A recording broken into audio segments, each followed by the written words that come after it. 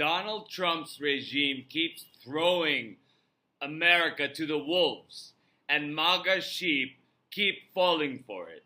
They have no clue. Welcome to Law and Society. Please subscribe. I want to talk today about a bunch of things that are happening.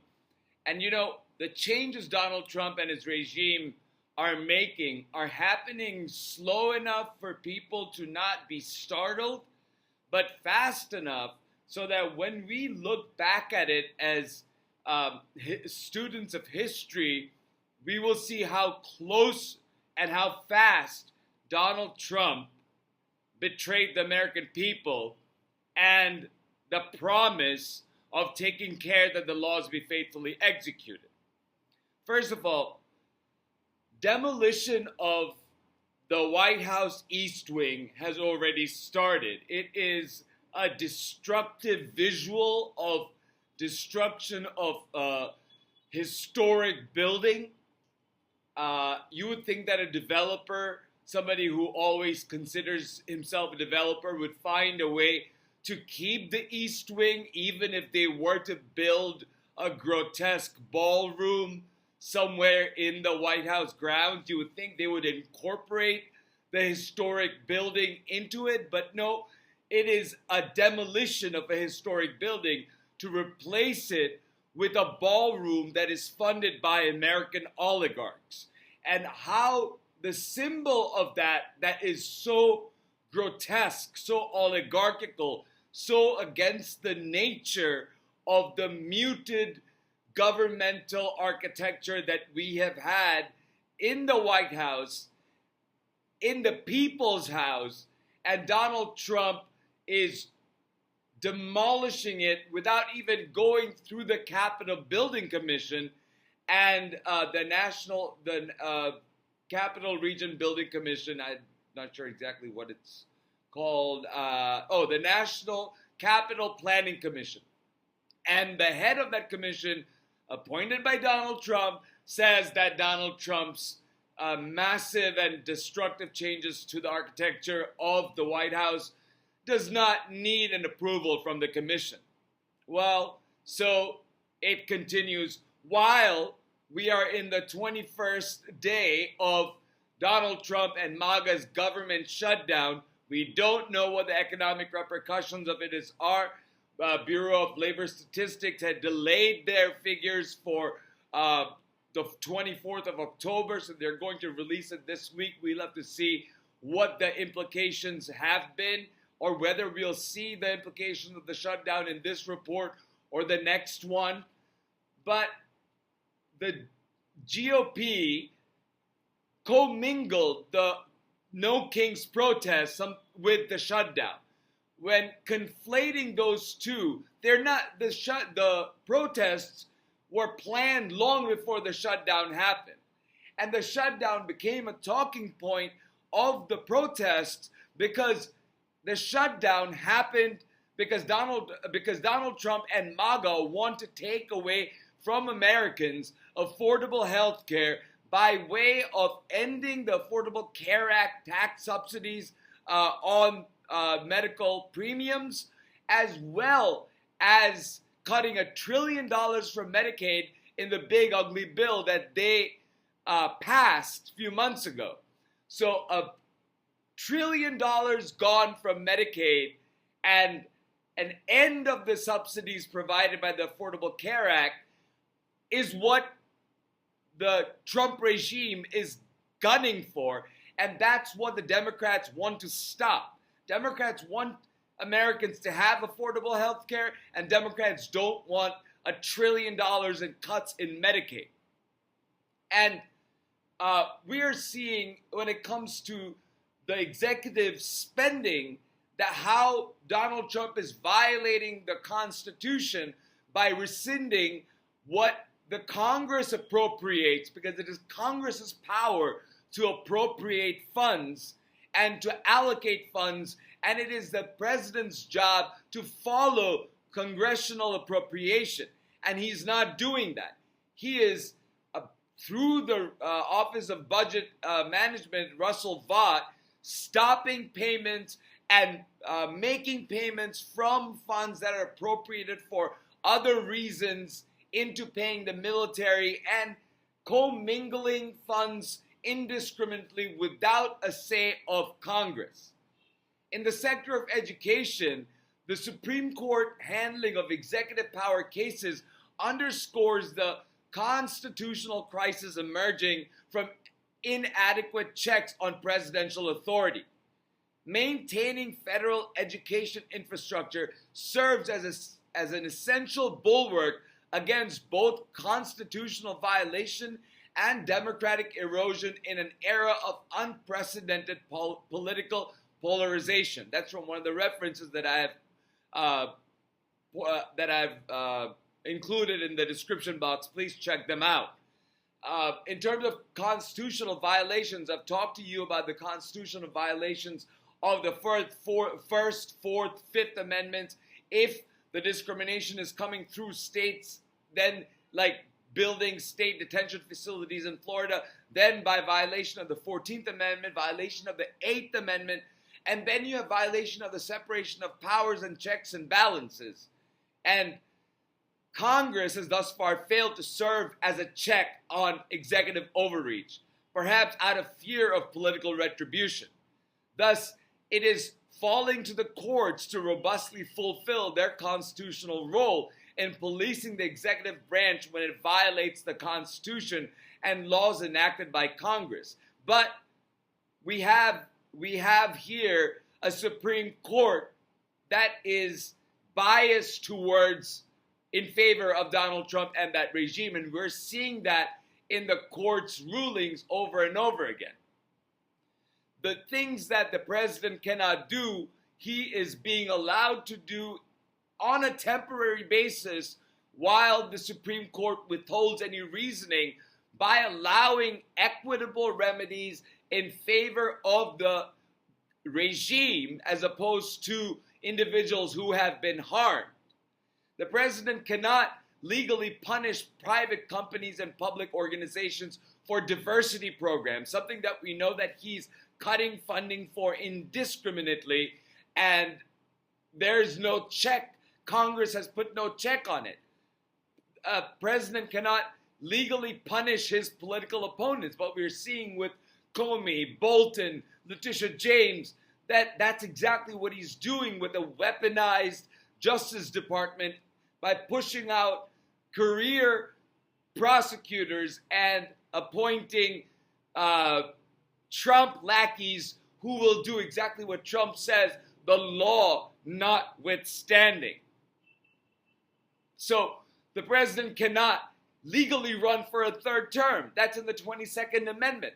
The president cannot use the Alien Enemies Act, which he has used several times to deport people, render people, detain people and remove them from the country without due process of law.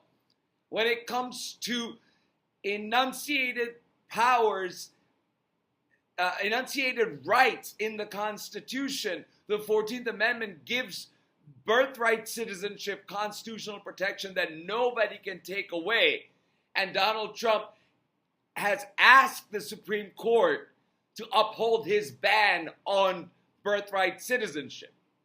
Then we have a chaotic economy because of the shutdown and political rights. When America's economy tanks and millions of Americans lose their jobs, federal programs are set up to automatically juice family spending. Economists call these programs automatic stabilizers because they help keep the economy from completely bottoming out, and they often don't require new government action. Most Americans know them as unemployment insurance, Medicaid, and food stamps, otherwise known as SNAP. The food stamps are known as Supplemental Nutrition Assistance Program, SNAP. But they may not be so automatic in the next recession, thanks to the Republican signature domestic policy package, the One Big Beautiful Bill Act, by making the government's best response tools less generous and more cumbersome. Some economists say the new law is likely to amplify the effects of the recession. Of course, because you are taking away the guardrails that the government had put in so that people would not spiral out and not have the basic food and health that is necessary so that American economy and the American infrastructure doesn't fall. And MAGA is not seeing this.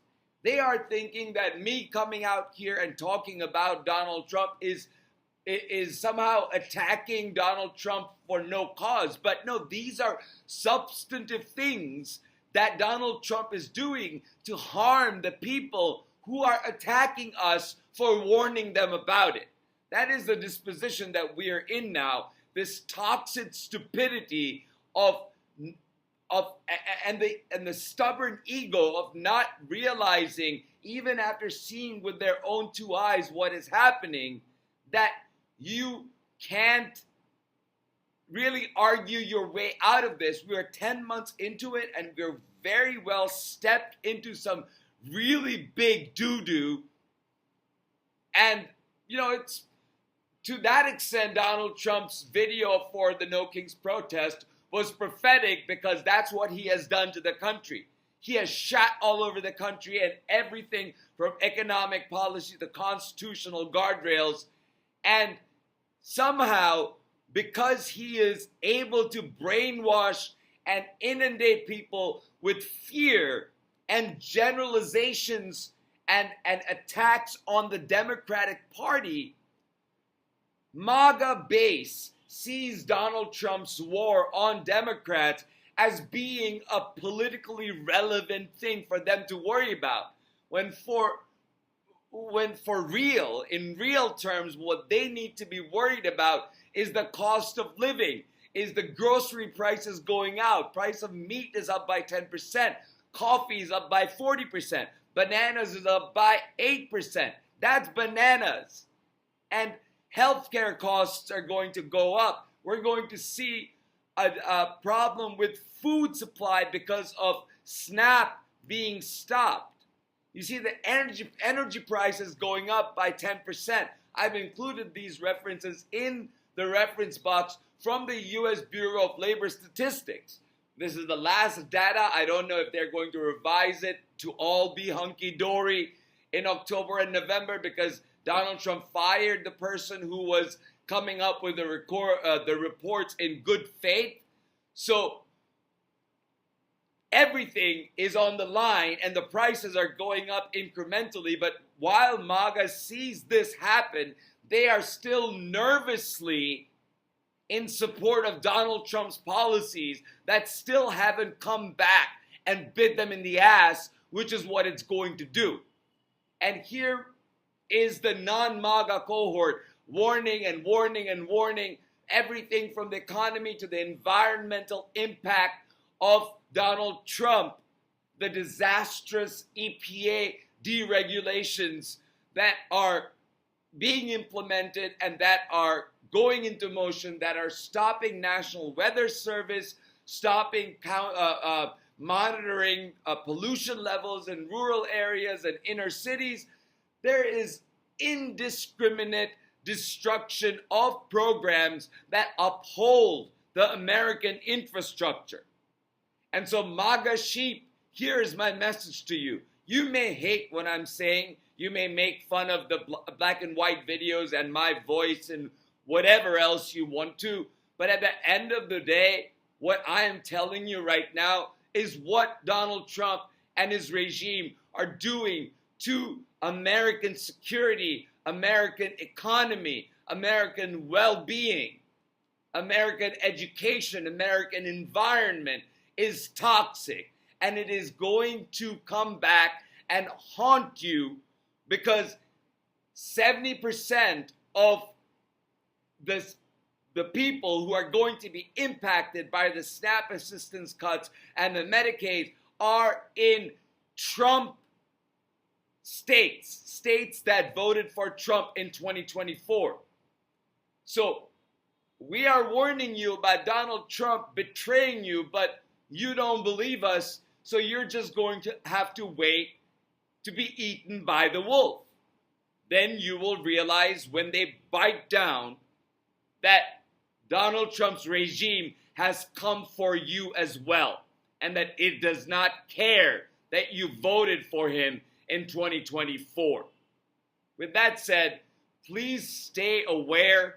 Please try to look at the news. Check out the references I've provided in the reference section. Read them. When you go to the grocery store, look at your bill. When you're seeing energy prices going up, look at your bill. When you see more pollution and air becoming unbreathable, look to the EPA that has cut all regulations. You will feel this. And when you start feeling it, you're not going to accept it because your ego is not going to let you. So we're just going to have to see how long you can suffer before you come around to realizing that Donald Trump is not your friend. Thank you for listening, and I'll talk to you soon.